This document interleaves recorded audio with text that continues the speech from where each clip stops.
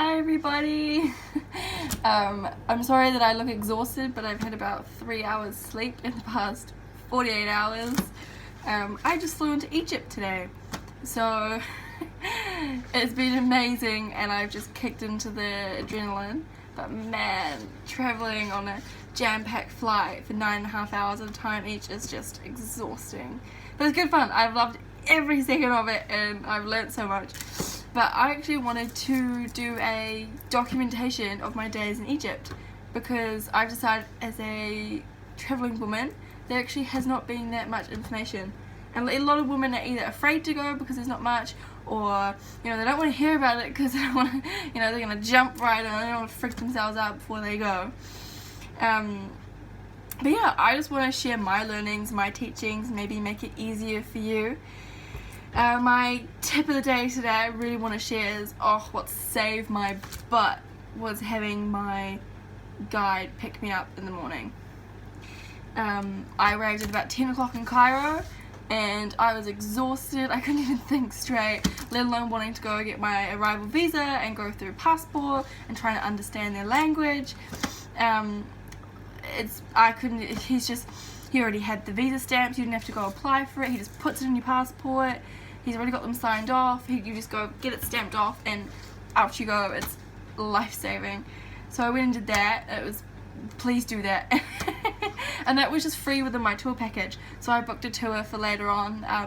While I'm here for a month, so I'm sure I'm going to learn much and make good friends. So he dropped me off to a series of events, and man, the communication's a little funny, a little miscommunication of what hotel I'm going to today, but we got there in the end, and it was a little rejuggling, and I found somewhere else to stay, which is even beautiful. I love this place, but that's okay. So we did that, but very friendly. They're very straightforward in a very kind, genuine way, but they get what they need to be done. What shocked me most, actually, was two things. One was when we were driving on the highway. Oh my god. Okay, so be prepared to prepare yourself to die mentally while you're driving, because they don't wear seatbelts, they have no speed limit, there's no lines, there's people on donkeys, people on horses, people on motorbikes, people on scooters, people on trucks, people on half-broken vans, people on orange crates, with people going 120k an hour dodging. There's people walking in the middle of you, trying to hitch a ride, trying to get that jam space in the next van. It's like, it's literally manic. There's let's just stop all the traffic so you can buy your weekly bananas, shall we, at 100k an hour, that kind of thing. So I found it hilarious. It's obviously just the norm for them, and even in between their highways, I'll show some footage of it, they've got farms. So they've got your typical highway, and then you've got your your wheat farm and your cattle farm and your chicken farm, and there's stray dogs, and the horses are watering it, and there's carts everywhere. It's insane. I couldn't believe it. But that was definitely, and tuk-tuks and it's everything you could think of, it was there. So but yeah, when I eventually got to my right hotel, one thing I was prepared, I was warned to, was the amount of security that was here. Before we were allowed in, we had to get our car checked. There were armed guards at the gate. This was just your not even a high-end hotel. This was just a medium kind of hotel. It's quite nice here, but tourists come in and out. And there were dogs at the gate where they were led to sniff the boot and the inside of the car. And then you get your passport checked when you go through. You get centered through, and yeah, it's different. It's very different. But don't get shocked. I want to warn you for that, because it can be. It took me back a little bit. I kind of freaked out a little bit, but it's just what their country does, what they do to keep safe, what they think they need to be done to keep safe. So that's good to know, because I wasn't. The dogs kind of freaked me out a little bit, but it's okay. They were cute dogs. They were lucky. They were really cute. And I came in, checked in, got a little coffee. I recommend getting a falafel sandwich. Their falafel here is amazing. If you're a vegetarian like me, you will thoroughly appreciate that when it's not too dry. But yeah, lucky me, I have an amazing host, and I've got him for a personal 4 or 5 days tour, and then I've got a group tour so I can socially interact with people, which is going to be really cool.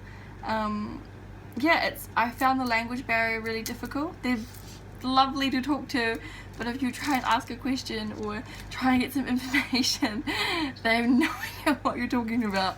No idea. All they say is English. And I go, yes, I need someone who speaks English. So I'm going to try and learn some more Arabic. So that'll be handy. So one thing that I've been saying a lot of today is no thank you, which is la shukran, which is no thank you, because a lot of people come up to you trying to sell you stuff on the streets, trying to sell you their oranges, trying to get them to come with you, trying to ask if they can hold your bags for them, asking if they've got special prices on tours from the government that they can help you with. You name it, they will try and help you. So you've got to be careful. But I'm enjoying it. I'm gonna have a really good sleep tonight. It's currently probably about 4 or 5 a.m. in New Zealand at the moment, and it's about 4:30 now. The sun is just setting because it's our winter here. The sun's just setting about 4:30, 5:30. So it's so beautiful. So I'm gonna snuggle up, go to bed, try not think of the possible snakes that could be roaming, because snakes freak me out, and the scorpions that you need to look for outside of under the toilet. So yay. But I've got a beautiful room. I've paid about $40 and it includes a breakfast buffet. I'll show you my room actually, one second. So if you see here, I've got a lovely my own little bathroom. Got a little mirror. I've got 2 beds, which is handy. One for my staff, one to sleep on. I'll show you outside. It's super beautiful. It's really easy to get lost here because it's a bit like a maze. Everything's the same. It's hundreds and hundreds of rooms. That are the little pool down that way. Beautiful archeries. It's stunning. So yeah, I'm gonna go to bed, but I will check in tomorrow. I'll let you know how I'm feeling. Alright.